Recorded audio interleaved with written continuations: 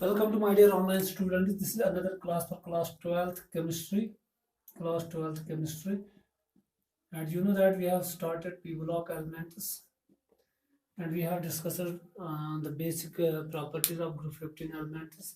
And now we are going to discuss anomalous behavior of anomalous behavior of nitrogen.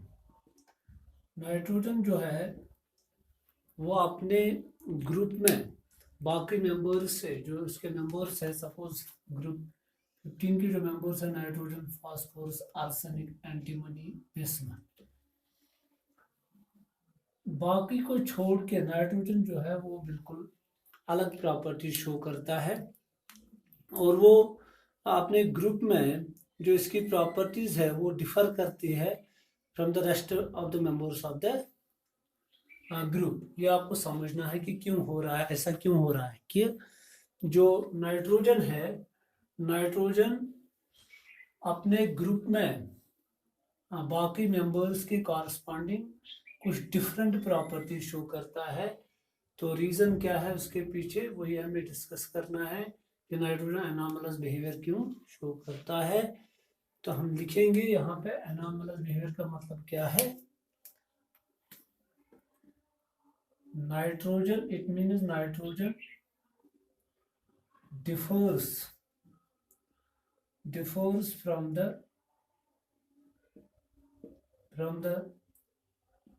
other members of the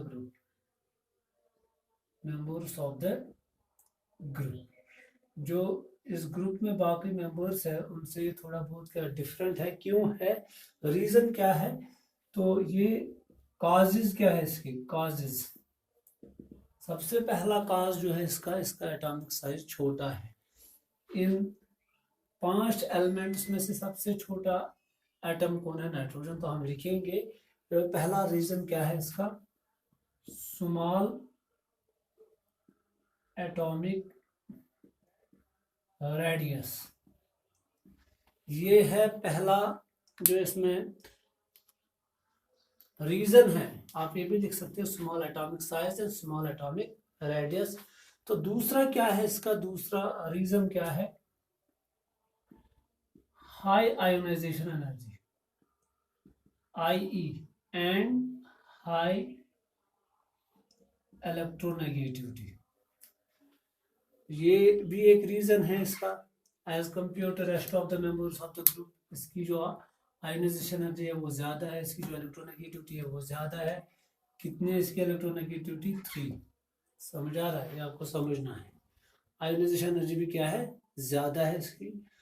और एक चीज है कि इसका जो इस नाइट्रोजन में बाकी सभी मेंबर्स में डी ऑर्बिटल्स अवेलेबल है, हमारे इसमें डी ऑर्बिटल अवेलेबल नहीं है। तो हम लिखेंगे ये भी एक रीजन क्या, non availability of D orbitals. ये भी एक रीजन है जिसकी वजह से ये क्या एनॉमलस बिहेवियर शो करता है। चौथा, strong tendency to form 2p pi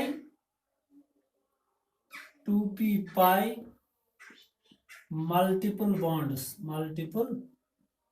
bonds with its own atoms and with the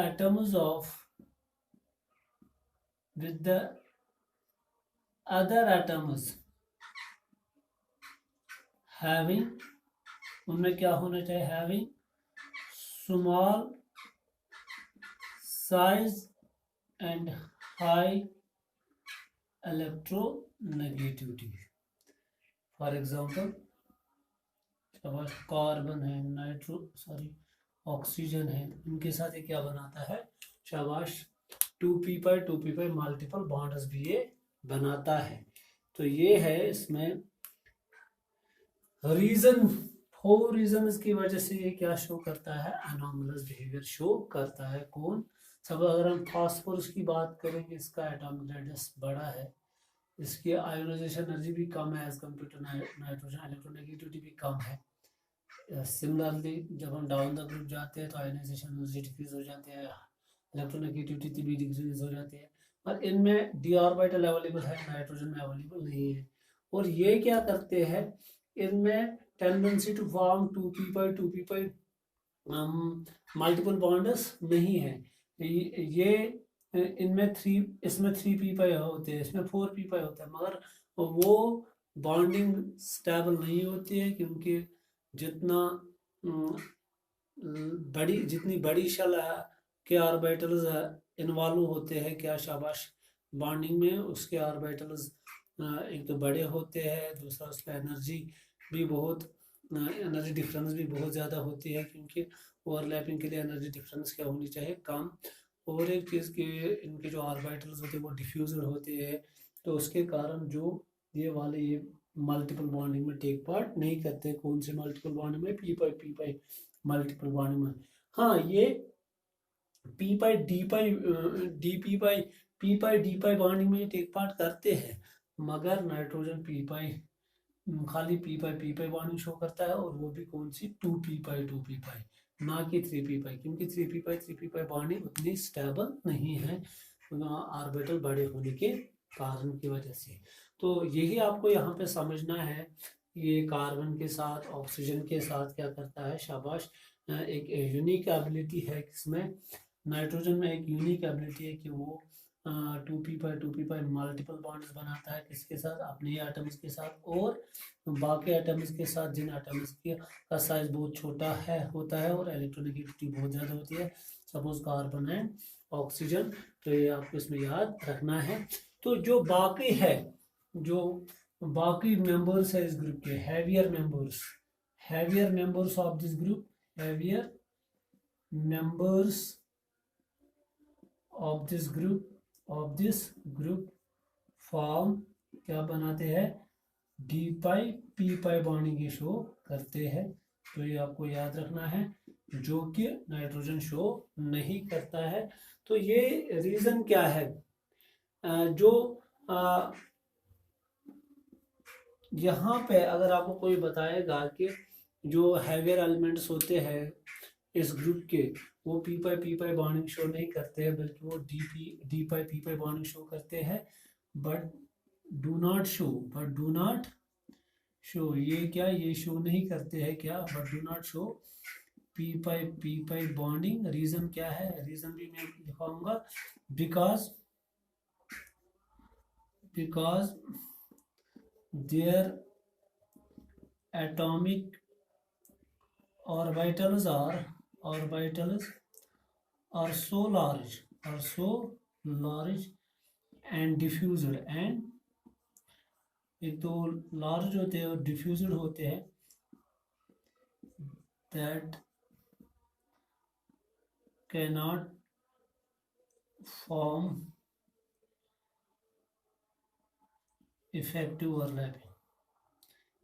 overlapping नहीं हो सकती है, ओवरलैपिंग। तो ये आपको यहाँ पे याद रखना है। और एक चीज आपको यहाँ पे याद रखना है कि ये जो नाइट्रोजन है, अगर हम ऑर्डिनरी कंडीशंस में देखेंगे, एट रूम टेम्परेचर जब भी हम देखते हैं कि नाइट्रोजन खाली एक वाहिद एलिमेंट है इस पीरियोडिक टेबल में जो रूम टेम्परेचर पे गैसियस स्टेट में एग्जिस्ट करता है, और रेस्ट ऑफ द मेंबर्स क्या सॉलिड स्टेट में एग्जिस्ट करते हैं। तो ये भी आपको लिखना है कि नाइट्रोजन क्या करता है, शाबाश। यहाँ पे हम लिखेंगे अंडर ऑर्डिनरी कंडीशंस, हाँ यहाँ पे मैं लिखूंगा under ordinary conditions nitrogen exists as gas, while as rest of the members exist in solid form, solid state, solid state, ये आपको यहाँ पे याद रखना है जो इम्पोर्टेंट है। तो जो बाकी है, बाकी मेंबर्स वो सॉलिड स्टेट में एग्जिस्ट करते हैं, खाली नाइट्रोजन एग्जिस्ट क्या करता है, गैसियस